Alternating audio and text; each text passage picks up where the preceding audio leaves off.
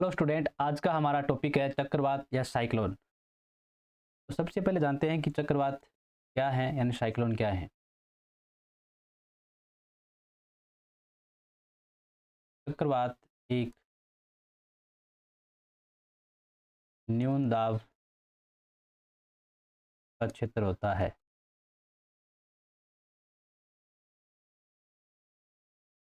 यानी चक्रवात एक न्यून दाब का क्षेत्र होता है।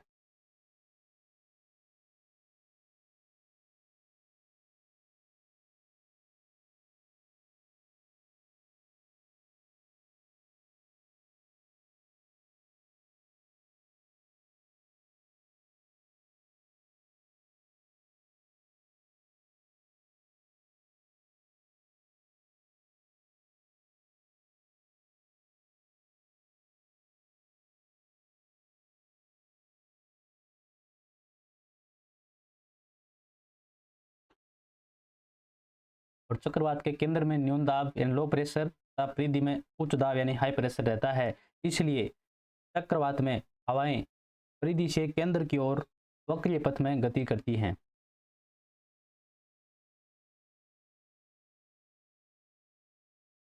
इसलिए चक्रवात में हवाएं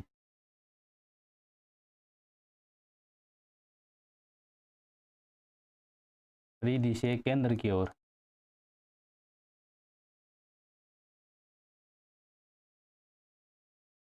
परिधि से केंद्र की ओर वक्रीय पथ में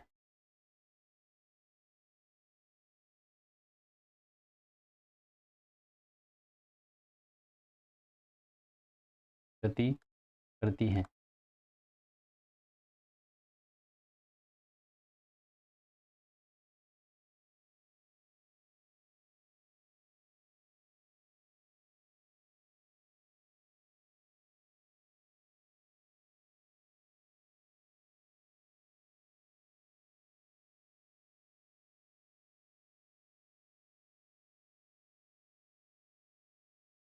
चक्रवात एक मौसमी स्तर की परिघटना है।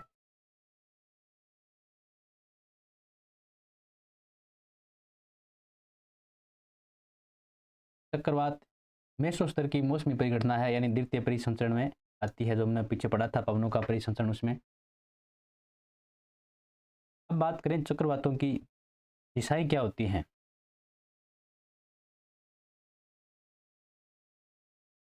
लो प्रेशर और यहाँ परिधि पर होता है हाई प्रेशर। ये उत्तरी गोलार्ध है।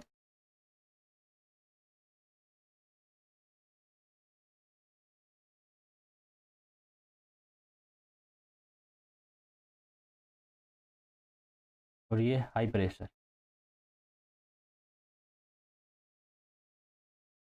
ये दक्षिणी गोलार्ध। उत्तरी गोलार्ध में हवाएं घड़ी की सुई के विपरीत यानी इस रूप में गति करती हैं, यानी वामावर्त या एंटी क्लॉकवाइज या घड़ी की सुई के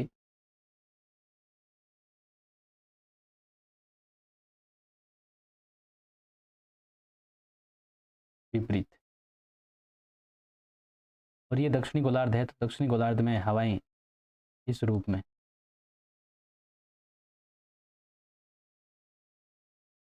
यानी दक्षिणावर्त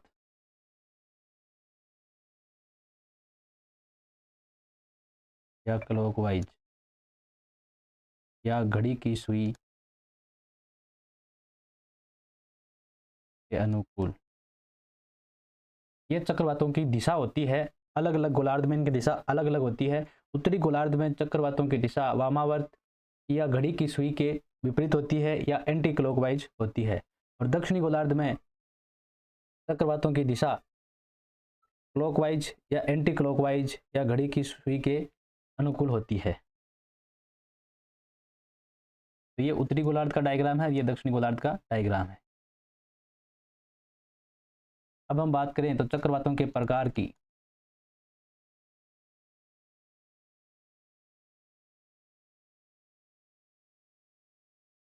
चक्रवातों के प्रकार, टाइप्स ऑफ साइक्लोन। चक्रवात दो प्रकार के होते हैं, एक होते हैं उष्णकटिबंधीय,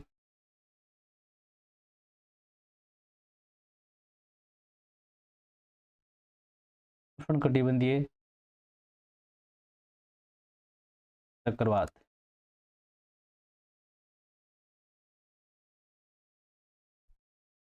यानी इन्हें कहते हैं ट्रॉपिकल।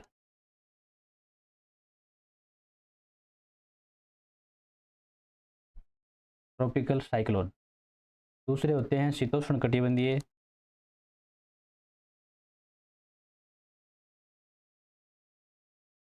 चक्रवात।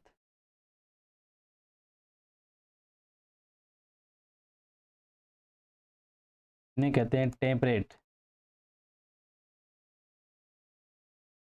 Temperate cyclone. तो ये दो प्रकार हैं चक्रवातों के, उष्णकटिबंधीय चक्रवात यानी ट्रॉपिकल साइक्लोन और शीतोष्णकटिबंधीय चक्रवात यानी टेम्परेट साइक्लोन। आज हम बात करेंगे उष्णकटिबंधीय ट्रॉपिकल साइक्लोन की।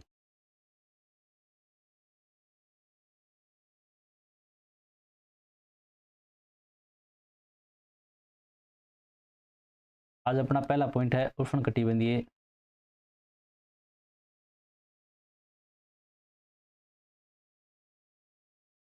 चक्रवात।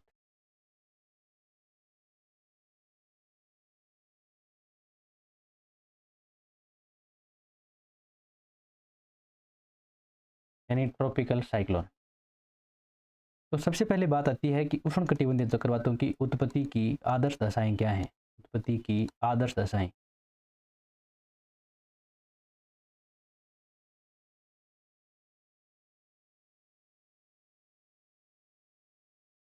यानी उष्णकटिबंधीय चक्रवातों की उत्पत्ति होने के लिए, उत्पन्न होने के लिए, इनका जन्म होता है, उनके लिए कुछ आदर्श दशाएं हैं।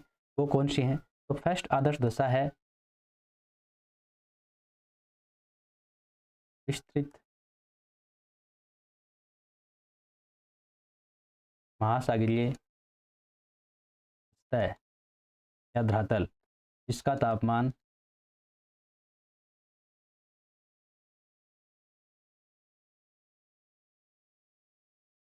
22 डिग्री सेंटीग्रेड से अधिक हो।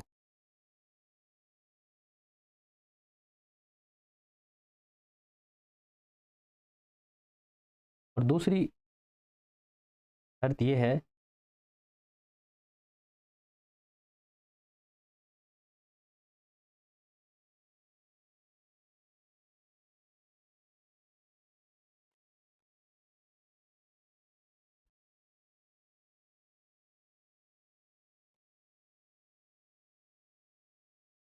दूसरी शर्त यह है कि ऊर्जा ऊर्जा संघनन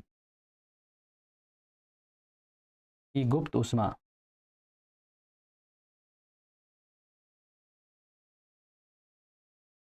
से प्राप्त होती है। यानी उष्णकटिबंधीय चक्रवातों को तो ऊर्जा मिलती है, वो संघनन की गुप्त ऊष्मा से मिलती है। तीसरी कंडीशन ये है कोरियोलिस बल।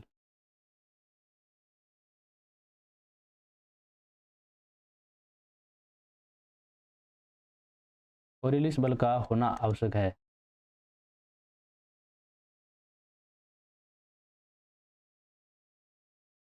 कोरियोलिस बल का होना आवश्यक, क्योंकि कोरियोलिस बल क्या करता है? हवाओं को विक्षेपित करता है, मोड़ने का काम करता है, और हवाएं जब मुड़ेंगी तभी वक्रीय पथ में गति करेंगी। चौथी कंडीशन ये है ऊपरी वायुमंडल में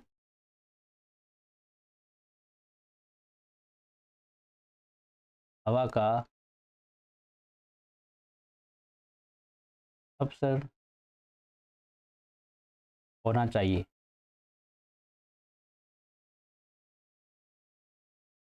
ऊपरी वायुमंडल में हवा का अपसरण होना चाहिए। ये चक्रवात यानी उष्णकटिबंधीय चक्रवात की हम बात कर रहे हैं, तो उष्णकटिबंधीय चक्रवात की उत्पत्ति के लिए आवश्यक दशाएं हैं। अब बात करते हैं उष्णकटिबंधीय चक्रवात, उष्णकटिबंधीय चक्रवातों की मौसम प्रणाली।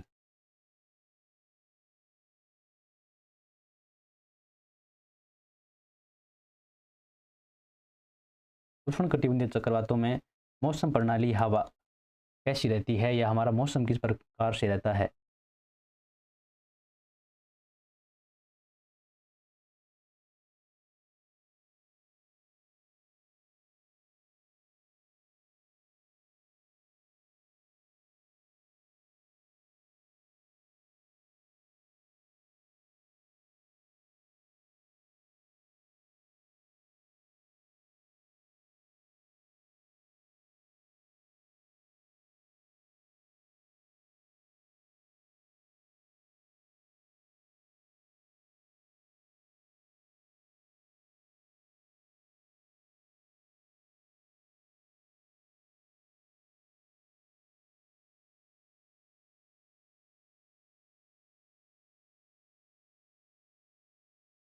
यदि किसी क्षेत्र में जब तापमान में वृद्धि हो रही हो और वायुमंडल शांत हो तो वह चक्रवात के आगमन का सूचक होता है।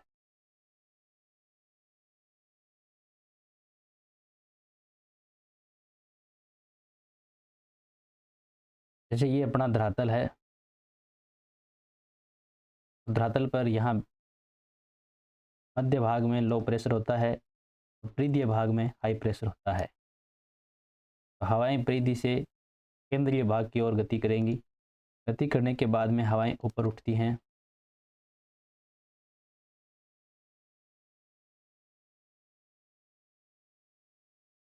तो यहाँ पे बादलों का निर्माण होता है। इन बादलों को कपासी वर्षी बादल होते हैं। कौन से बादल होते हैं? कपासी वर्षी बादल होते हैं।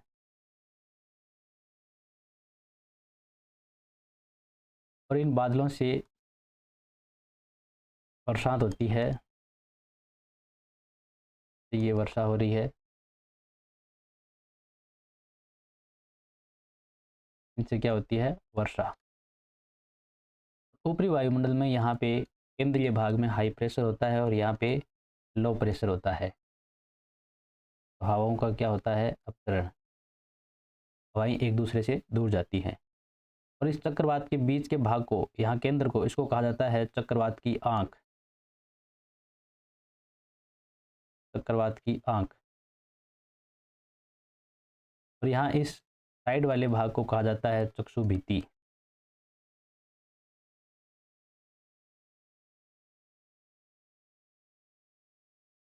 ये डायग्राम है जिससे आपको थोड़ा क्लियर से समझ में आ जाए कि हाँ चक्रवात क्या होता है, उसकी चक्रवात की आंख कौन सी होती है, चक्षुभित्ति कौन सी है, किन बादलों से बरसात होती है। तो कपासी वर्षी बादलों से बरसात होती है। अब हमने पहले पढ़ा था कि इस क्षेत्र में जब तापमान में वृद्धि हो रही हो और वायुमंडल शांत हो तो चक्रवात के आगमन का सूचक है। उसके बाद में क्या होता है? ऐसी कंडीशन होने पर धीरे धीरे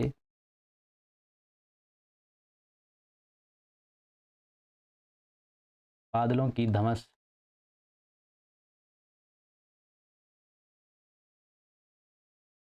बढ़ने लगती है।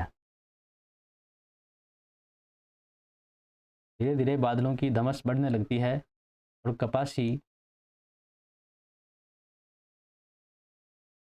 वर्षी बादलों से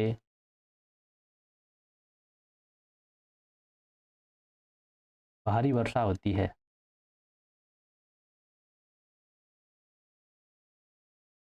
कपासी वर्षी बादलों से भारी वर्षा होती है। कुछ समय बाद कुछ समय बाद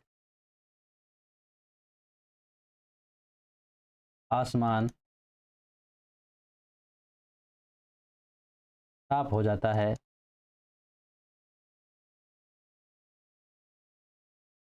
कुछ समय बाद आसमान साफ हो जाता है जिससे से निम्न वायुदाब निम्न वायुदाब बना रहता है।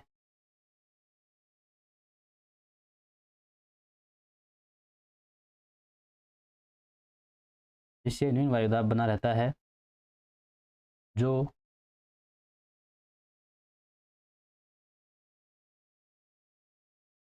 चक्रवात की आंख की दशा को इंगित करता है, यानी दर्शाता है। और फिर कुछ समय बाद में क्या होता है, कुछ समय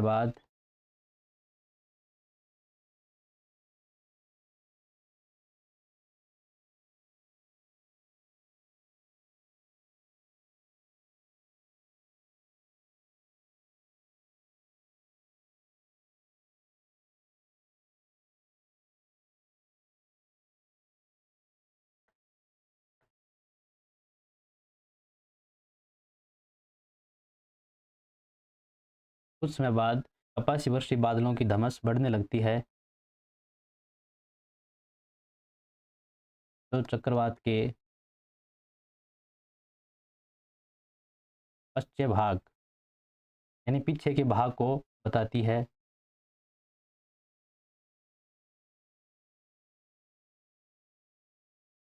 एवं इस तरह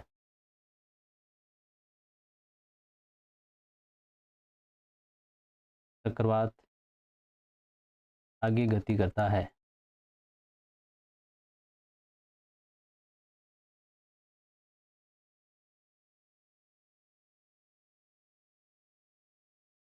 नेक्स्ट बात करें तो वो है कि उष्णकटिबंधीय चक्रवात। हम उष्णकटिबंधीय चक्रवातों की बात कर रहे हैं, दो प्रकार होते हैं चक्रवातों के, शीतोष्णकटिबंधीय और उष्णकटिबंधीय। आज हम उष्णकटिबंधीय चक्रवात की बात कर रहे हैं। उष्णकटिबंधीय चक्रवात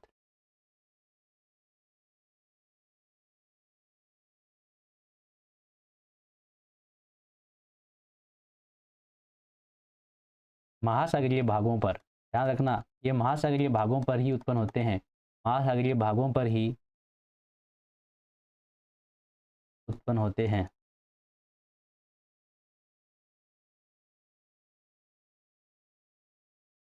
और स्थलीय भागों की ओर, स्थलीय भागों की ओर गति करते हैं।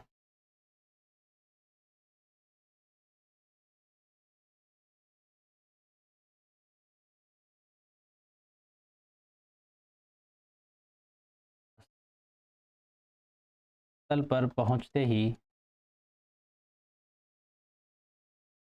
पहुंचते ही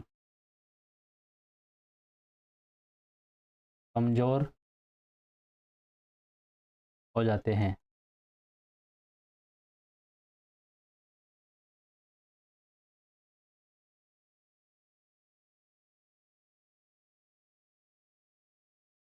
जिसे चक्रवात का लैंडफॉल,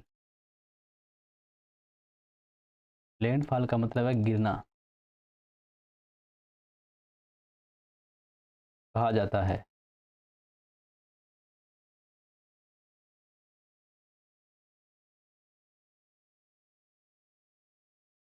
चक्रवात तटीय भागों को या तटवर्ती भागों को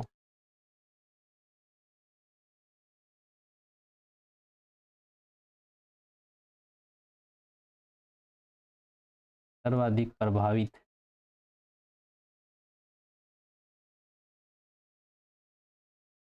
करते हैं।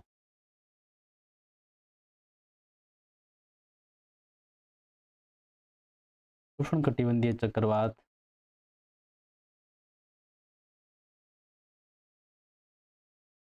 व्यापारिक हवाओं के साथ गति करते हैं।